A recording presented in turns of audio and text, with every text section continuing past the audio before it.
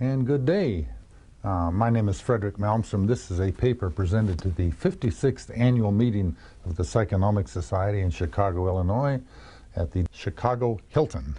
And the title of the entire presentations are Emotion and Cognition, and the one I'm doing here is the paper on the Modeling Hypocrisy and Dishonesty in Service Academy Honor Systems, and we're looking for a corporate model statistically. So if you really want to get your background on learning of statistics, this is a good place to increase your vocabulary. This is actually a doctoral dissertation that was presented to the faculty of the University of the Rockies by Meredith Ortiz, and James Oriker and I were her advisors. I'm Frederick Malmstrom, and then Jason McGregor of Baylor University, who did most of the statistics for us and offered quite a bit of advice. So with hypocrisy, I'll give you a heads up on what this is about. First of all, I want to introduce you to something called the modular model of the brain. This is not part of the presentation of the findings, but just to give you a heads up how this happens. When people make decisions to do right or wrong or good or bad, it is not just a simple process of knowing right from wrong. You deal with what's called the modular brain. At least this is a theory I'm very fond of too. This was presented also by a fellow named Stephen Kurtzbahn of Pennsylvania University, who proposed this one, and certain other psychologists and ethologists like E.O. Wilson have done this also with rats, and they've done it with ants, and they've done it with people. You have modules in the brain that are constantly going to war with each other, or they are having a tug of war with each other. And if you are making a decision with a modular brain, first of all, a little background in aviation and astronautics. If you're familiar with Newton and others, he solved something called the two-body problem. Two-body problem deals with outer space. If you have a planet which is circling the sun, that's fine. You can predict that very accurately. But once you get something called a three-body problem or a four-body problem, in astronautics there is no such thing as a definitive solution. And it really gets messy when you try to solve this. Anytime you have a spaceship that's launched toward the moon or toward Mars, you're actually dealing with a two- and three-body problem. And it gets very complicated. You have to solve something called simultaneous differential equations when you do this. If you take a look at this model, this is a modular brain here that we have set up, very simple model, a three-body problem. You have in the top of the model here something called the prefrontal lobe. And the prefrontal lobe of the brain, of course, located up here. And that is something usually is referred to as your conscience. And it tells you right from wrong and good from bad. There's one down here. This is an area of the brain called the insular cortex, and this is largely, I guess, what they call the disgust part of the brain, or where you find something you don't like. And back here, there's something called the pleasure center of the brain, the nucleus accumbens. Now, I don't want you to get bogged down in the vocabulary here, but you have three different areas of the brain that are trying to make an ethical decision, right versus wrong. And you actually have your conscience here, you have your pleasure center, and you have your disgust center, which are all fighting with each other and trying to decide which is the right way to make an ethical decision. And it's not neat, and there's nothing wrong with this, but the nice thing about it, this is the thing of which great novels are made, people fighting with their conscience and being able to make do I love her, do I love do I prefer chocolate over my wife, and I'm going to be an alcoholic or not, was decisions, the modular problem. So it gets very complicated, and what I'm doing is giving you a little background on the modular brain. Now, if you take a look at this particular slice here, this is one modular brain they found out. These are some Italian scientists, and this was actually in The Economist magazine, which thought enough to put in the science section of the modular brain dealing with guilt. In case you think guilt is something that you can decide whether you feel guilty about or not, there are actually two different types of guilt, at least they found out by putting people in MRIs and seeing which area the brain lights up. And with the guilt, there are two different types of guilt they found. One is called, hang on to this, it's called deontological guilt. And if you're ever in philosophy, you find out what deontology means. It actually means rule-based ethics, or this is largely man-based ethics. This is when a church puts out a rule, you must wear a burqa, or masturbation is evil, or drinking on Sundays. There are some churches say that's evil, and some people say, well, dancing on Saturdays is bad. These are man-made rules. These are not something that are pre-wired. And it tells you with deontological rules that anybody can lay a guilt trip on anybody by using this center of the brain. And it just happens to be located in a separate area of the brain called the altruistic type of guilt. And this is when you have done harm to other people, or you're going to do harm to other people. This is largely what we say is a pre-wired instinct that you have. Most people, even babies, they will find when they see one getting the short end of the stick, even babies, you know, good puppet versus bad puppet, and they find out that someone has done harm to other people. This is called altruistic guilt. It's pre-wired, it's impersonal, and it's largely empathetic. And these are some of the major crimes you talk about, like if you murder someone, even if you've never done it before and there's no rules against it you know of, if you murder someone, people are going to feel guilty about this for the most part, stealing, torture, and cheating. So with the modular brain, you find that deontological guilt is usually making some kind of compromise with the altruistic guilt.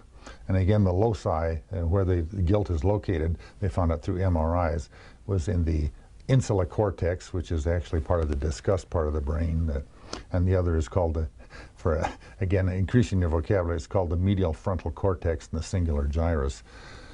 And it's very basic. Now, why I'm going into this is that I originally started off in this study with testing Service Academy graduates, and not that Service Academy graduates like Air Force, Army, and West Point and the Naval Academy are any better or worse than other people, but it's pretty easy to measure this by sending them out surveys. And what we did, we sent out surveys to over 6,000 Service Academy graduates from the years 1959 through 2010 by going through something called the Register of Graduates.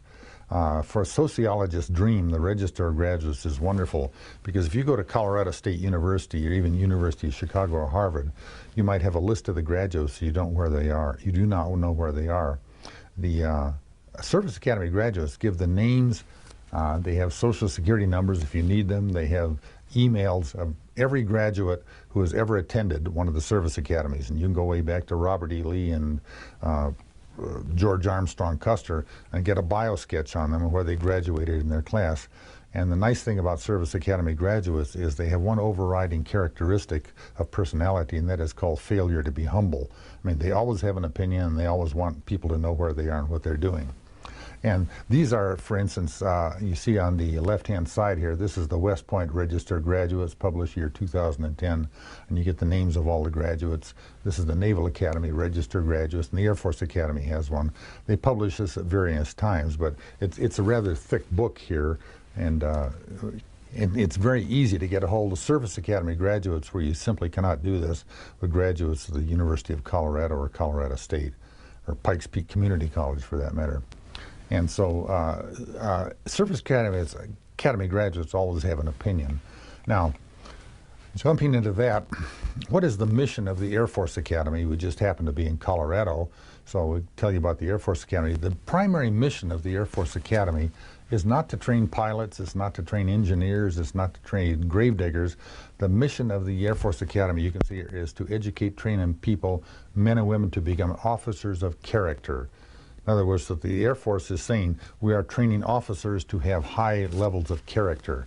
And what you finally come down to here is the whole character development is based around the Air Force Academy, the West Point and Naval Academy honor codes or honor concepts.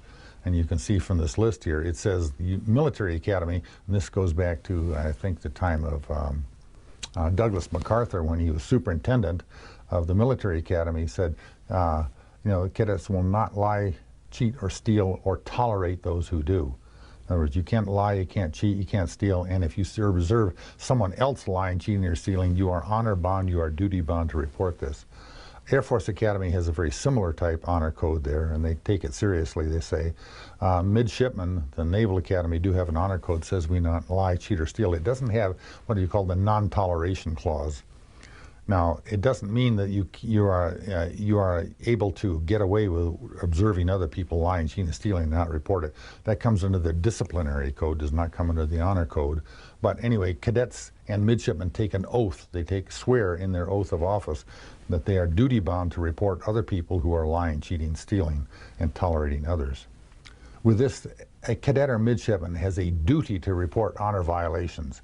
And legally, within the military, this is called dereliction of duty. And if you're a lawyer, this is called misprision of office. What I mean, misprision of office means that a police officer who, gets sworn and takes an oath of office, that if he sees a crime being committed, he is duty-bound to report this. In other words, he cannot ignore it. If you see someone robbing a bank or anyone murdering, you are duty-bound to report this. Does not apply to ordinary civilians, but misprision of office can be a very serious offense, as well as dereliction of duty. Now, when you get into non-toleration of crimes, or toleration of crimes, if you report this to someone, say your higher-ranking officer or your supervisor, it has a very unpleasant name to it. It's called a whistleblower. And you can see when you deal with the mafia that if you are a whistleblower, you rat on other people, you're called a rat, fink, stool pigeon, or snitch. And we'll warn you right now that whistleblowing, there are all sorts of laws that we have in this country now, came out about 1990 or thereabouts, with the Whistleblower Protection Act, and you find out even those who are guaranteed protection by the law on whistleblowing, it is a very dangerous activity. That people who whistleblow on other people who are, either committing ethical or legal violations, if you whistleblow on someone else, your career is at stake. And if you get a reputation as a whistleblower, you will never get employed by anybody else. And the common case is when you whistleblow on someone else, like Frank Serpico found out, you might have seen the movie Serpico, that's a case of kill the messenger. So it's a very dangerous activity, and if you want to whistleblow, watch out, you're in for a lot of trouble.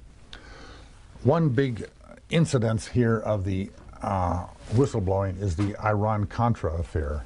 And the IranContra Affair, and those of you who were alive during the time of Ronald Reagan may have remembered that there were 3 individuals of the IranContra Affair where Oliver North was delivering arms to Iran, which we had cut off diplomatic contact with these people, selling this to the Iranians that were turning around and giving the money to the Central American Contras too. It was against the law. Congress passed a law prior to this that you could not have any dealings financially or arms-wise with Iran, and they were doing this. Now, who are the people doing this, that arranged this? All of them work for either the National Security Agency or presidential advisors. A fellow named John Poindexter, Robert McFarland, and Oliver North. You probably have heard of Oliver North, but have you heard of the other 2? What do these all 3 guys have in common besides being with the NSA? They were all Naval Academy graduates, and they took an oath of office that said they would report wrongdoing if they ever saw it. All 3 of these guys perjured themselves in front of Congress, denied that they ever did this because I think they were protecting the president or protecting their own tails and trying to get around this. So you can see right there you have 3 very high-ranking, one of them a high civilian, one of them a 3-star admiral, and one Lieutenant Colonel Oliver North.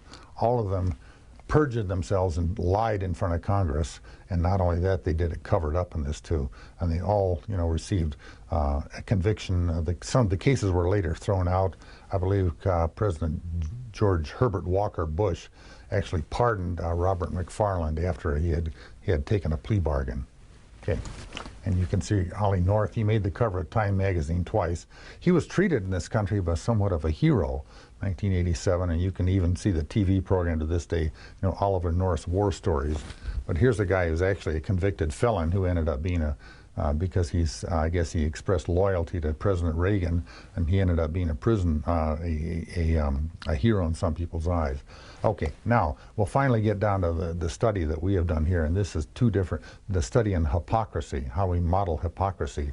And we did this with Air Force Academy, Naval Academy graduates, and Military Academy graduates. And this was studying the data that we got back from these people over a period of 52 years. Up until 2010. We still have more data coming in, but we found out with hypocrisy, which is defined essentially as saying one thing and doing another, or not practicing what you preach. We found 2 different types of hypocrisy. This is a heads up of our findings here. We found in this study, Meredith Ortiz in her thesis found out there were 2 varieties of hypocrisy. And number 1 is called the opportunistic hypocrisy, and the other one is called the self-denial hypocrisy.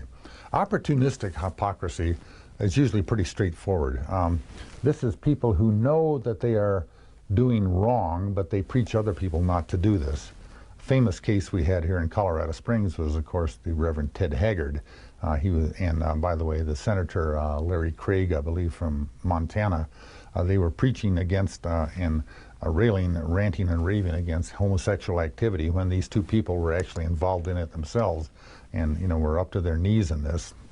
Doing opportunistic hypocrisy is the kind of hypocrisy you usually think of. This is a guy who's out to make every buck he can, yet not practicing what he preaches. The other one is called the self-denial hypocrisy. And I'll go back here with the self-denial hypocrisy. This is where people are given the rules, they know that it's right or wrong, but they rule this out and they say, well, that doesn't apply to me. The famous case I can think of, I read in Time magazine, my lord, this was back about 1965 or 66 when birth control, the birth control pill came out. The Pope said, and the Pope is the guy who makes up the rules for, morality within the Catholic Church. He said, taking the pill is a sin. Okay, the Pope said this, so that's the rule. That's where it comes from. And women were saying, Catholic women were saying, well, I don't confess that I take the pill because I don't think it's a sin. So in other words, they're rewriting the rules themselves. And we found out from the studies with the Service Academy graduates, they were doing the same thing with the non-toleration clause. So, and this seems to be the most prevalent, non-toleration clause, violating, in other words, tolerating other people, who are violating both their ethics and their morality. Now, we did this by surveying over 6,000 Service Academy graduates over a 52-year period, and we had a questionnaire, a survey we sent out. We mailed it out.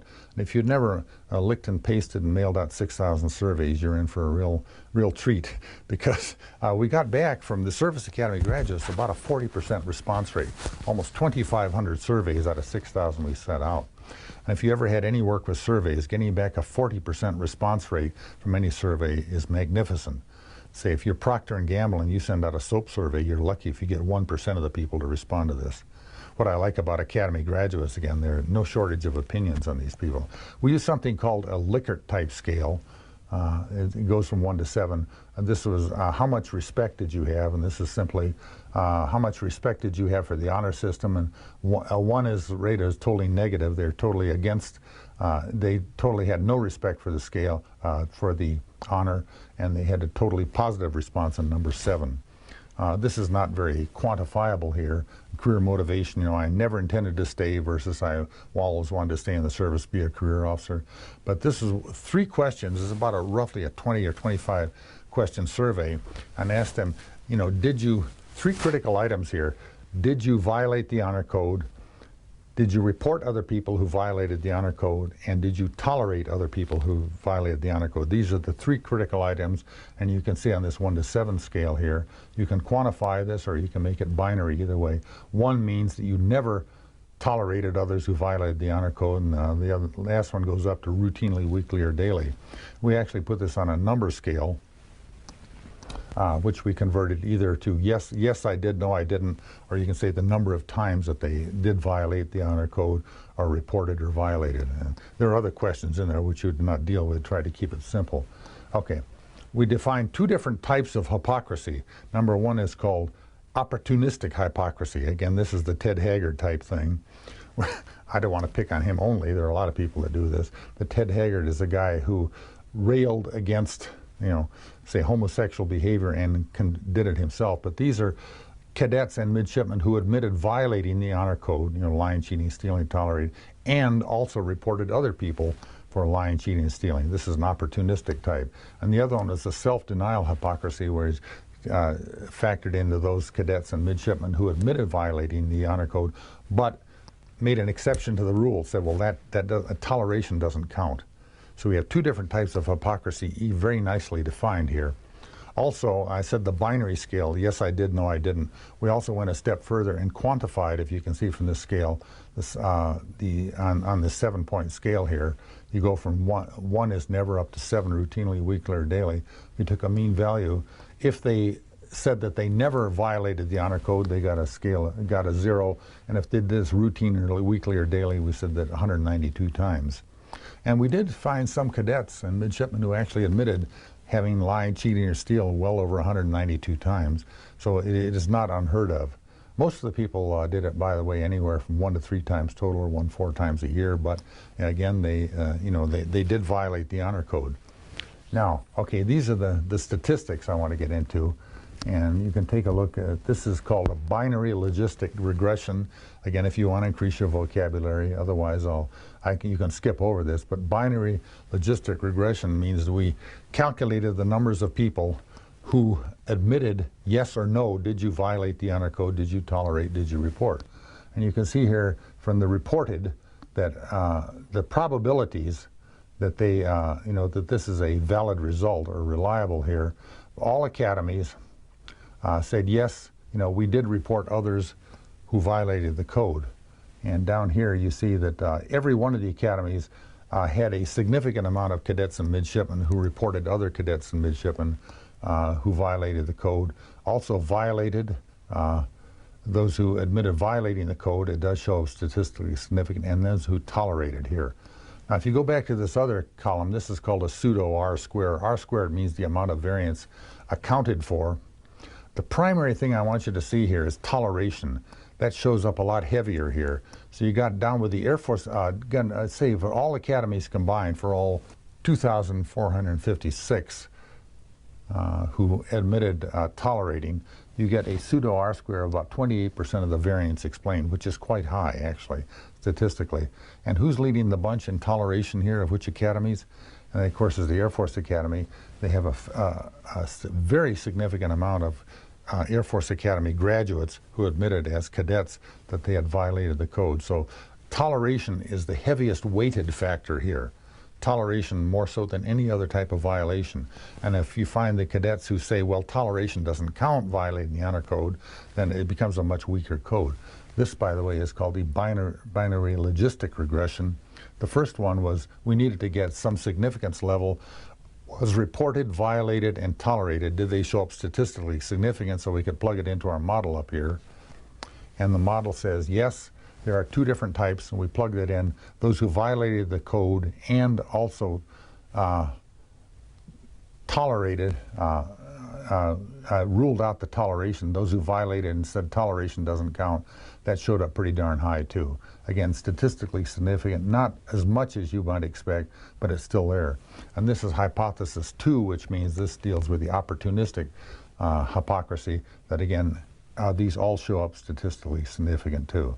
So again, with the binary type of regression that we're looking at, the statistical treatment says, yes, there are, yes, reported, tolerated, and violated are all statistically significant. We plug it in the model, and the last part says, yes, there are 2 different types of hypocrisy.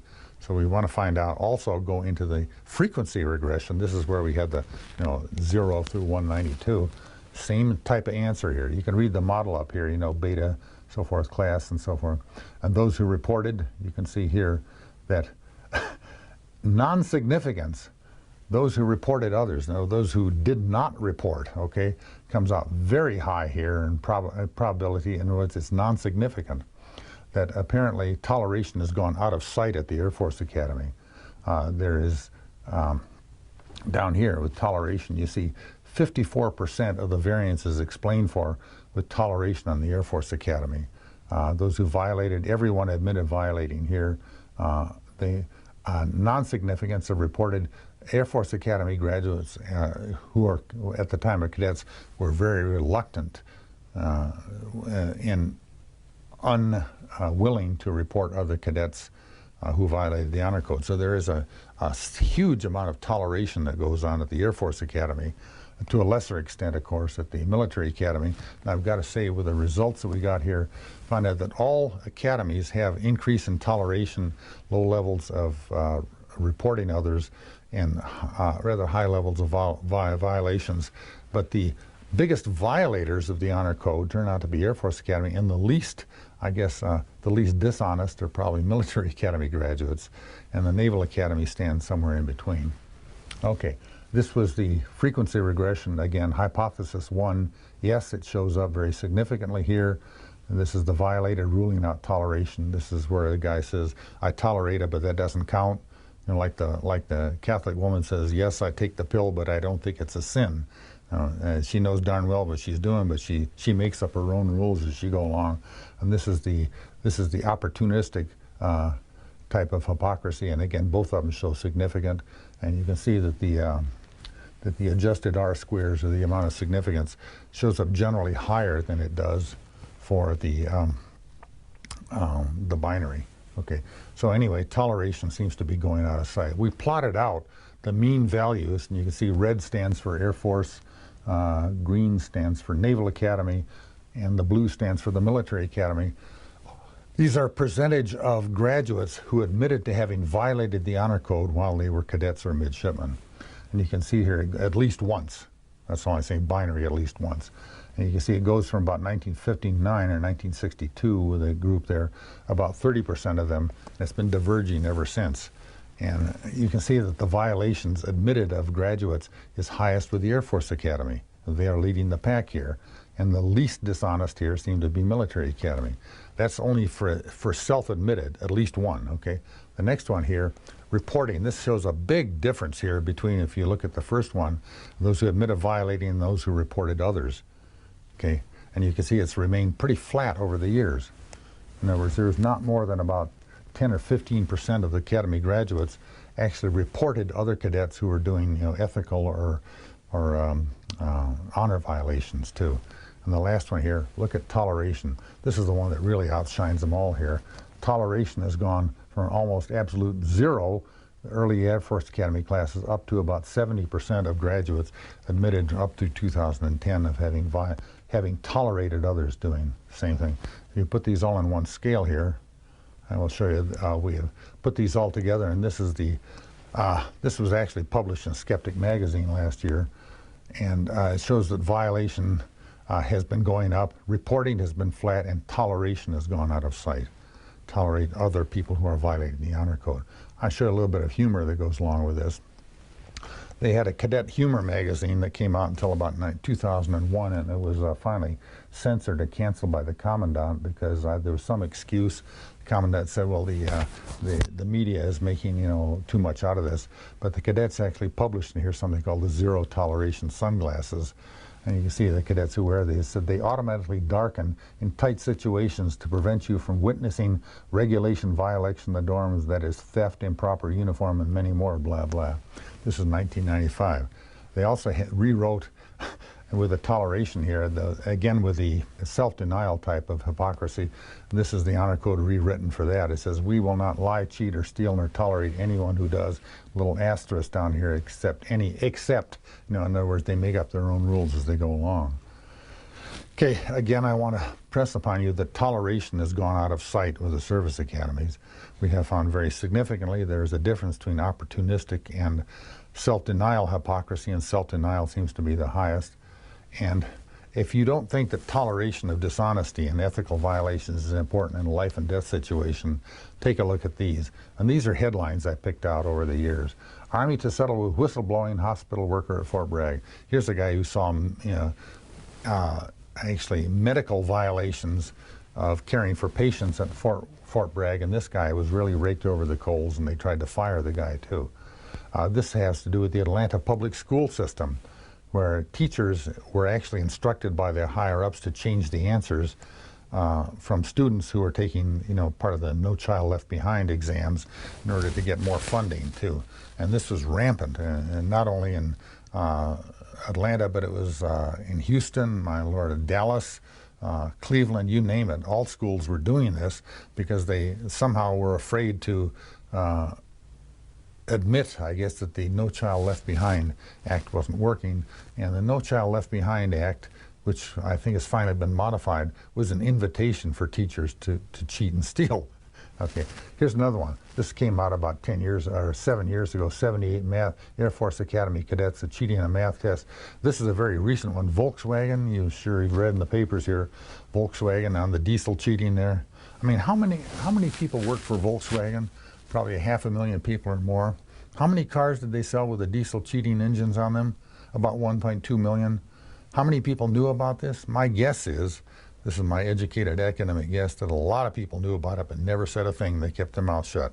In other words, they knew about it. They were not involved in it themselves, but they had something called blind eye or willed ignorance. Here's another one, CIA torture cover-up.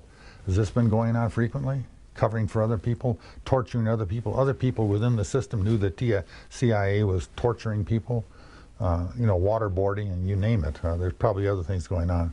And this is the one that really gets me here. The German wings crash. This one happened within the past year. You may have recalled that German pilot who was very depressed. He was taking antidepressants, and he crashed the plane intentionally into a mountainside in Switzerland. And of course, he took 200 or more innocent people with him. People knew, the psychiatrist knew, other people knew that he was depressed and he shouldn't have been flying, and they said nothing, absolutely nothing. So this is where non-toleration and toleration of these really sticky situations gets to be life and death. Now, this is called the Sergeant Schultz effect here. You may have watched Hogan's Heroes over the years, see the rerun. Sergeant Schultz is the Nazi prison guard or the German prison guard. Every time he gets in a tight situation, he sees the prisoners doing something wrong, he says, "I see nothing, I hear nothing, I know nothing." Well, that's the John Banner, okay, and working for Colonel Klink. And as a final note, I want to say that the most important points to get your toleration of dishonesty. In other words, the self-denial dishonesty is the primary ingredient of self-denial hypocrisy. And what I'm looking for here eventually, as I did, with this MRI studies that they've done, like with deontological guilt, as I remembered further, you find different loci in the brain, and it would be very easy to put people in an MRI and see which parts of the brain light up and during which type of hypocrisy is at work there. It would give us a better handle on where hypocrisy comes from and how to combat this. Because if you ever want to get a totally honest society, you have to have other people who are witnessing other people who are doing, ethical and sinful violations, if you will. Because the best people to find out whether you are lying, cheating, or stealing are people who work with you. And people are very reluctant to report on other people. And the last one, this is a subquote from Bill Clinton, "It's the toleration, stupid, that feeds into every type of hypocrisy and dishonesty more than anything else." We would like to get a better handle on this. So if you have any questions, feel free to write me or email me here. There's my email. I'm available any time of the day or night. If you want to send me copies of other publications we have, more than welcome. And I thank you for your attention.